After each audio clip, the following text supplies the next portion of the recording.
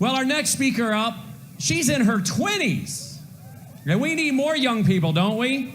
Speaking up about the issue of life and liberty. She is a pro-life advocate. All right, guys, I'm back. What did I miss? About a very vital issue, of course. She's an author. She is a speaker. She does videos. Her videos have been featured by Prager University. Was the sheriff racist? And she's an ambassador with Turning Point USA. We are so glad to have with us. Will you welcome Danielle Dinesh Gill. Danielle Dinesh Gill? Isn't it Danielle D'Souza Gill?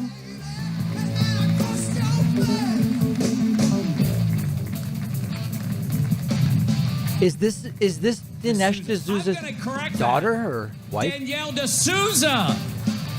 Will you welcome her?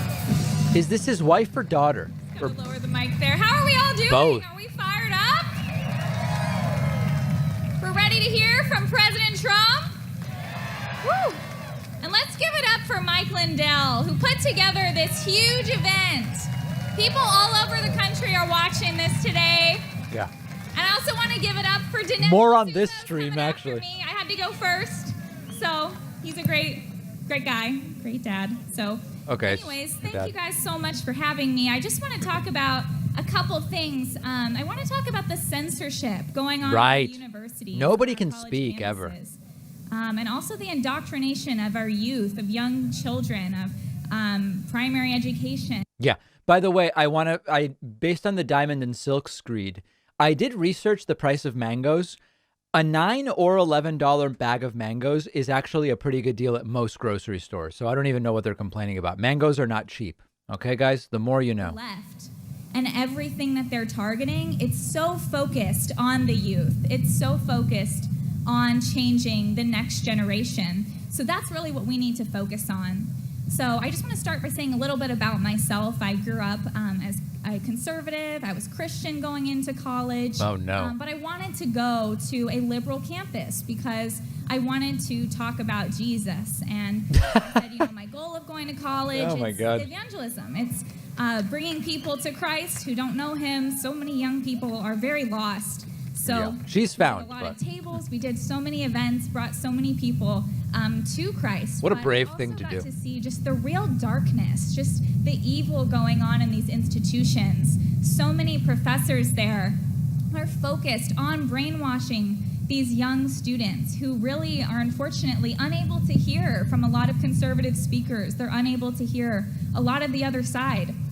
And so as I went through school, guys, she found people had been indoctrinated by education, so she went to fight that by telling them about Jesus.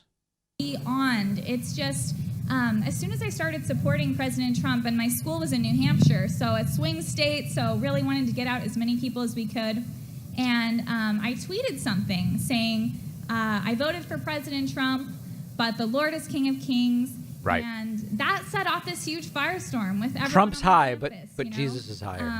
I got questioned by my teachers. I got kicked out of every other, club I was in.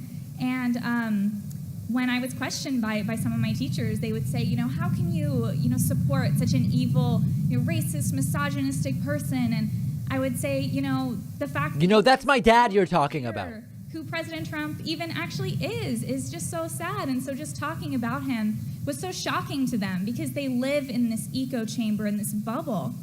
And I actually told them, I said, the founding motto of this college was Vox Clementis in Deserto, which is lone voice in the wilderness. And the fact that you are persecuting someone who's a lone voice in the wilderness just shows how far you've gone from your original mission, which was actually Christianity. A lot of these schools were founded by people who wanted to bring, my school at least, American Indians to Christ.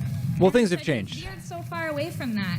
What's her name? Daisy Dinesh D'Souza? I was in a class Gill? once where they said, Danielle. There are two types of people in America. There are the people who love America, like Thomas Jefferson. They actually mentioned my dad as a modern person who loves America.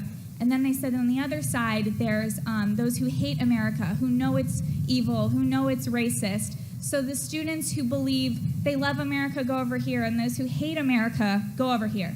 Right. And so all the students went on the side that said they hate America, and I was the only one on the other side. So that never happened. I was really shocked by that. But I think that so many people around the country, they just don't see how when we start out with these because they hate America. Those people end up growing up and they graduate and they go into the world. They end up becoming reporters at, Washington Post. They join CNN. They end up owning businesses. They join these social media tech companies to cancel us. And so this culture on the campus ends up emanating out into the real world. They join Antifa, all of this. They join. And so They've when I joined. went to college, I said, I want to join the Trump team. There's almost no I was Antifa. with Women for Trump. We traveled around the country doing the bus tour, the pink bus. Got to meet so many young ladies and other people, and brought them over to the Trump campaign. And I think just seeing how fearless President Trump was, and how he was never afraid of the media. He was never afraid of his critics. And so I think seeing that was just so inspiring, because I think so much of the time we don't see people fight back. We don't see our politicians actually, speak to the people who support them. Instead, they try to speak to... The message I'm getting overall from the speakers is we're constantly the victims of everybody not letting us speak, not letting us espouse our ideology. We are not only godly, but we are moral, and we are good, and we are smarter, and we are right. And why can't they just let us do whatever the hell we want all the time? That's the message here. He said, I think we need more brave young people out there. And I said, well, do you ever get afraid? Do you ever get kind of, does it ever get to you, the criticism of the left? And I thought, of course, he'd say, no, it doesn't get to me. But he said it sometimes does. And so then I said, well, you have so many people out there who will never give up on you. And I think just knowing he's not going to give up. Trump, that's not who he is. He has an undying courage. He has undying faithfulness to all of these forgotten men and women of America. And so I think that was the most powerful thing to me about him, was just that he speaks for every forgotten man and woman who is on the campus, who is out working. They're just completely censored and silenced. And just to by go who? to this goal of the left, to go after youth indoctrination. I mean, they're putting out so much propaganda to make us believe that there are no gender. There are no gender. There's no identity outside of your race. All of these things they're pushing on young kids who don't know anything about any of this. And we need to shield them from all of this. So if you're able to join a school board, or you're able to fight back against this, we have to do this in our local communities, because there are so many of us who can speak up. And people always say, what can I do? How can I speak up against this? But you actually can. There are so many things that we can do to stop them. And I know most Americans, they're not okay with this. They're not okay with this happening. Most U.S. Americans. Areas in California and New York, parents say this is gross. This is not okay. We can't allow young kids to be brainwashed like this. And I also just quickly want to talk about abortion. Right. And how the left is so focused on 9-month abortions. They've become so radical. No one wants that. For them to have any limit on abortion. And the fact that Mississippi is... In my entire life, I can tell you with 100% certainty, I've never met anyone who's trying to increase the number of abortions. I've never, ever come across such a person. As Governor Ralph Northam in Virginia talked about, who's buddies with Biden, that they can still be kept comfortable, and a discussion will ensue as to what will happen to them next.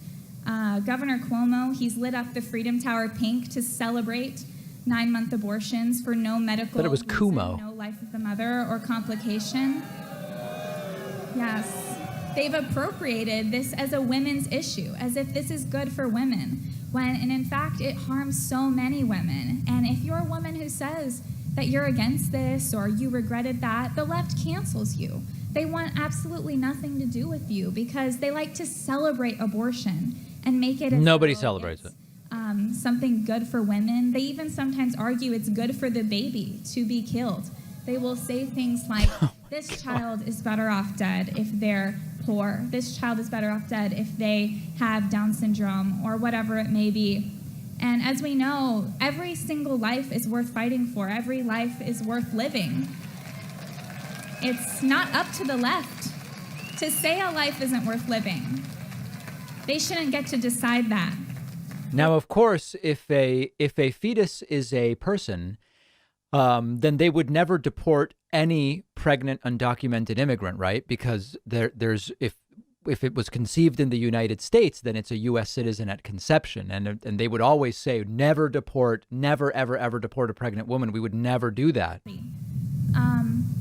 The left has really, I think, realized that this issue is a losing issue for them, yet they continue to dig in on it.